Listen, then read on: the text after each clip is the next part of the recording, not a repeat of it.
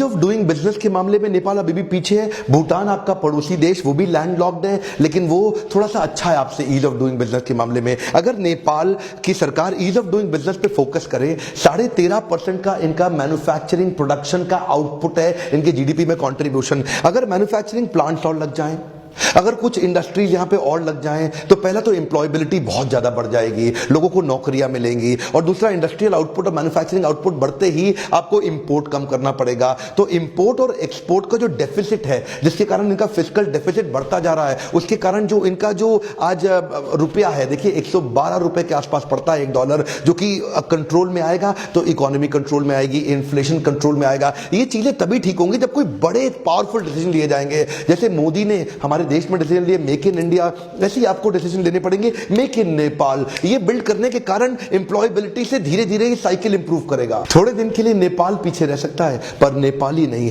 नेपाली बहुत शक्तिशाली है, बुद्धिमान भी है। विनय राउत नेपाल में ही है, ये काठमांडू के अंदर। ये बेचारे इंडिया आए पढ़ने के लिए, संघर्ष बहुत किया, यूके गए पढ़ने, टेक्नोलॉजी, ऑटोमेशन, रोबोटिक्स, इंजीनियरिंग इसको समझा। जापान गए, पहली बार रोबोट्स के द्वारा संचालित रेस्टोरेंट उन्होंने काठमांडू में शुरू किया। साउथ एशिया में, पूरे साउथ एशिया में ये नेपाल ही का पहला ऐसा रेस्टोरेंट, नाउलो रेस्टोरेंट विनय राउत का, जहां पे रोबोट आके ऑर्डर लेता है और रोबोट आकर के ऑर्डर सर्व करता है। नेपाली शेरपा के बारे में नहीं जानते? हाँ, इतने पावरफुल शक्तिशाली, यही तो वो हैं जो लोगों को 8848 की हाइट पे चढ़ा देते हैं। कई शेरपा बड़े फेमस रहे, उनमें से तेंजिंग नाम सुना है? तेंजिंग नोर्गे ने पहली बार माउंट एवरेस्ट चढ़ा था, और पेम्बा दोरजी ने फास्टेस्ट माउंट एवरेस्ट चढ़ने का रिकॉर्ड बनाया।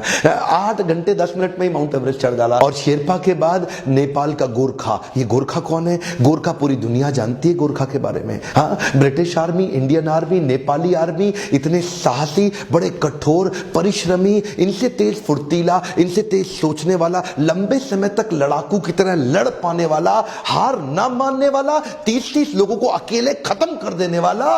और बाहुबली कोई नहीं है सर, ये गोरखा ही असली बाहुबली है। बाहुबली तो फिक्टिशियस कैरेक्टर था। रजनीकांत असली में शक्ल देखिए ना रजनीकांत की, बुरा नहीं मानना, गोरखा ही असली रजनीकांत होते हैं। इसलिए मानिक शॉ क्या बोले, अगर तू कहता है कि तुझे मौत से डर नहीं लगता, या तो तू झूठ बोल रहा है या तू गोरखा है। केवल क्योंकि गोरखा ही ऐसा है पूरी दुनिया में जिसको मौत से डर नहीं लगता। नेपाल में नेपाली बड़े जबरदस्त हैं। नेपाल को बनने में टाइम लगेगा, और यही नेपाली मिलकर बनाएंगे नेपाल को। और सुनिए, दोहा और कतर के तो दूतावास ने अपनी वेबसाइट पे लिख दिया नेपालियों के बारे में कि नेपाली कामगार अपनी मेहनत, लगन और वफादारी के लिए जाने जाते हैं।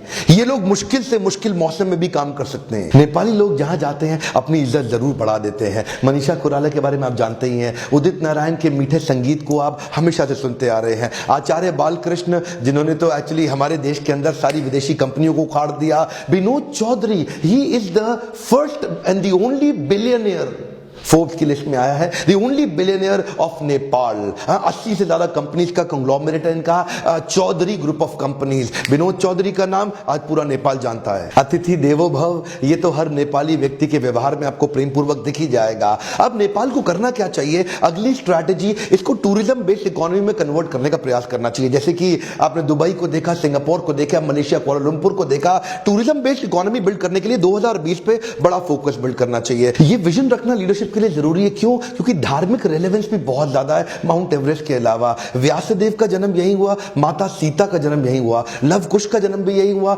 भगवान बुद्ध का जन्म भी यहीं हुआ, सीता और राम का विवाह भी यहीं हुआ, और हनुमान जी भी तो यहीं आए थे संजीवनी बूटी लेने के लिए। इतने सारे सुंदर मंदिर, इतना सुंदर हिमालय पर्वत। आज जानते हैं मलेशिया के अंदर साल में 1,40,00,000 लोग आज कुआलालंपुर जा रहे हैं एज ए टूरिस्ट। सिंगापुर के अंदर लगभग 1.5 करोड़ लोग साल में जा रहे हैं। दुबई के अंदर भी लगभग 2.25 करोड़ लोग जा रहे हैं। लेकिन नेपाल में 7.5 लाख लोग आ रहे हैं। आज देखिए, उनकी करेंसी बड़ी महंगी है, नेपाल की करेंसी बहुत सस्ती है, बहुत ऑप्टिमाइज पड़ती है। क्यों नहीं ऐसा करें कि मैं और आप, हम सब मिलके नेपाल को ब्रांड करें एक सुंदर खूबसूरत टूरिस्ट डेस्टिनेशन के रूप में। आज भारत के साथ नेपाल इतना सुंदर मित्रवत हमारा संबंध है, क्यों नहीं हम नेपाल को प्रमोट करने में मदद करें? अगर हमारा पड़ोसी देश हमारे साथ मिलकर आगे बढ़े और खूबसूरत टूरिस्ट डेस्टिनेशन बने तो भारतीयों के लिए भी बहुत फायदा है। भारतीय लोग भी बिल्कुल नजदीक के देश में जाएंगे। अच्छा, सोल्यूशन के लिए डिटर्मिनेशन चाहिए।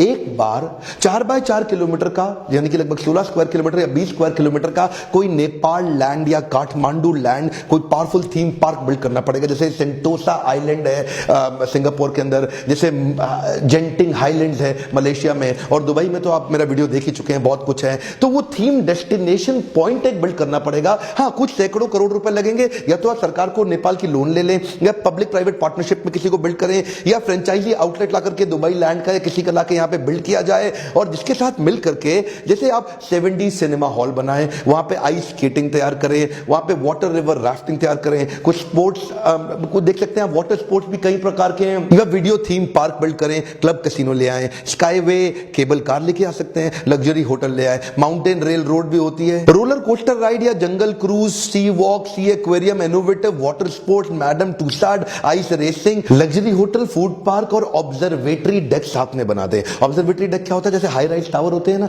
मलेशिया आप गए हैं, केएल टावर, ट्विन टावर में ऊपर हाइट पे ऑब्जर्वेटरी डेक है, आप पूरे के पूरे कुआलालंपुर को देख सकते हैं। सिंगापुर में ऊपर ऑब्जर्वेटरी डेक है, आप पूरे सिंगापुर को देख सकते हैं। ऐसे ही शिकागो के अंदर, न्यूयॉर्क में है, अपने दुबई में बुर्ज खलीफा है, उसके ऊपर ऑब्जर्वेटरी डेक है, आप पूरे के पूरे दुबई को देख सकते हैं। अगर ये कुछ इनमें से 10-12 आइटम सेलेक्ट करके एक पावरफुल थीम पार्क बना के उसको ब्रांड करें, उसको सेल करें, अलग अलग देशों को, जो आसपास के 20, 25, 40 देश हैं, उनके जितने भी ट्रैवल एजेंट्स हैं, उनके साथ जाकर के पार्टनरशिप्स बिल्ड करें। मतलब मुश्किल नहीं है। आज इसको टूरिज्म बेस्ड इकोनॉमी बिल्ड करते ही नेपाल का नक्शा सूरत सब बदल जाएगा।